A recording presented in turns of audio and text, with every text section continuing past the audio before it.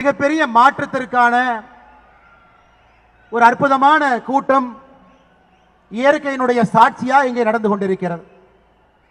நேற்று வரை கடுமையான சூரிய வெளிச்சம், ஆனா ஒரு பக்கம் சூரியன் மறைந்து கொண்டிருக்கிறது.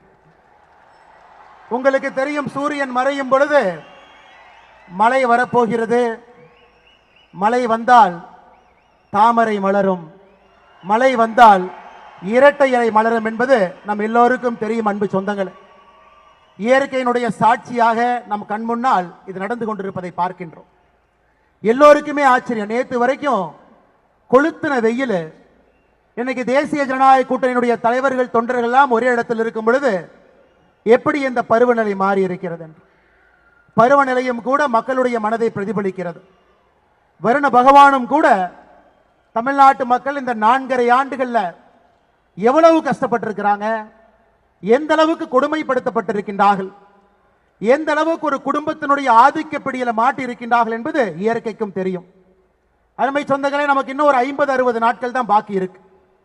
முதல் கூட்டமாக ஒரு பிரம்மாண்டமான பொதுக்கூட்டமாக மதுராங்கத்தில் நாம் எல்லாம் நின்று கொண்டிருக்கின்றோம். நம்முடைய தலைவர்கள் எல்லாம் வந்திருக்கின்றார்.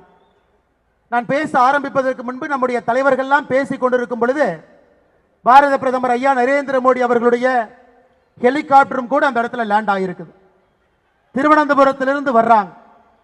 திருவனந்தபுரத்தில் முதலாக பாரதிய ஜனதா கட்சி தேசிய ஜனநாயக கூட்டணியுடைய மேயர் பொறுப்பேற்ற பிறகு அந்த கூட்டத்தில் தேசிய ஜனநாயக கூட்டணியிலே பொறுப்பேற்ற மேயரோடு உரையாடி விட்டு பிரதமர் அவர் இங்கே வந்து கொண்டிருக்கின்றார்கள். இதுவும் ஒரு சாதாரண கூட்டம் இல்லை.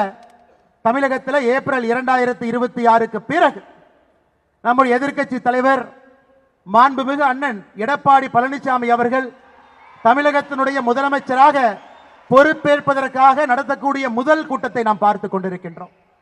எல்லா தலைவர்களும் கூட ஒற்றுமையாக ஒற்றை இலக்கோடு இங்கே நின்று கொண்டிருக்கின்றோம். ஒற்றை இலக்கு, திராவிட முன்னேற்ற கழகத்தினுடைய ஆட்சியை தூக்கி எறிய வேண்டும் என்கின்ற ஒற்றை இலக்கு. தமிழ்நாட்டில் இருக்கக்கூடிய நம்முடைய அன்பு சொந்தங்கள், தாய்மார்கள், பெரியவர்கள், குழந்தைகள் உட்பட எல்லோரும் கூட எதிர்பார்த்து காத்துக் கொண்டிருக்கின்றார்கள். எப்பொழுது ஏப்ரல் வரும், எப்பொழுது தேர்தல் தேதி வரும், எப்பொழுது இந்த ஆட்சியை வீட்டுக்கு அனுப்புவோம் என்று மக்கள் எல்லோரும் எதிர்பார்த்து காத்துக் கொண்டிருக்கின்றார். ஒரு செய்தித்தாளை திறந்து பார்த்தீங்கன்னா, நான் படிக்கின்ற காலத்தில் பார்த்திருக்க ஒரு 80% நல்ல செய்தியா இருக்கும், 20% கெட்ட செய்தியாக இருக்கும்.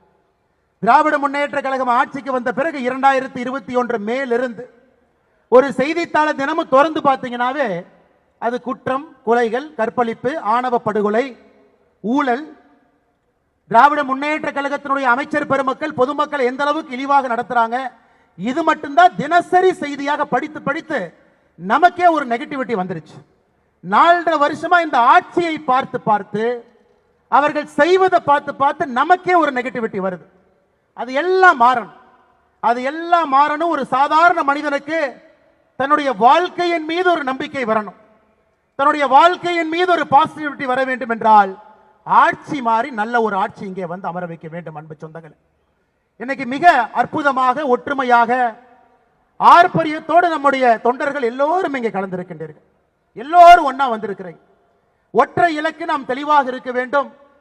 திராவிட முன்னேற்ற கழகத்திற்கு செல்லக்கூடிய ஒரு வாக்கும் கூட ஒரு தீய சக்தியை இன்னும் தீய சக்தியாக மாற்றுவதற்கான வாக்கு. ஒரு வாக்கை கூட நாம் போட போவதில்லை, பொதுமக்களையும் போட விடக்கூடாது. வீடு வீடாக செல்லணும், பேசணும். அண்ணன் எடப்பாடி பழனிசாமி அவர்கள் நம்முடைய முதலமைச்சர் வேட்பாளராக இன்னும் கொஞ்ச நேரத்தில் நம் முன்னாடி வருவார், பேசுவார். அந்த வாக்கை எல்லாம் தேசிய ஜனநாயக கூட்டணிக்கு திருப்பணும். 234 தொகுதிகளிலும் கூட நம்முடைய சட்டமன்ற வேட்பாளர்கள் இருக்கக்கூடிய தொகுதியில அந்த சக்தி அவர்களுக்கு கொடுக்கணும். அதையெல்லாம் தொண்டர்களாக நாம் செய்யும் பொழுது இந்த கூட்டத்திற்கு ஒரு மகிமை, இந்த கூட்டத்திற்கு ஒரு மகத்துவம்.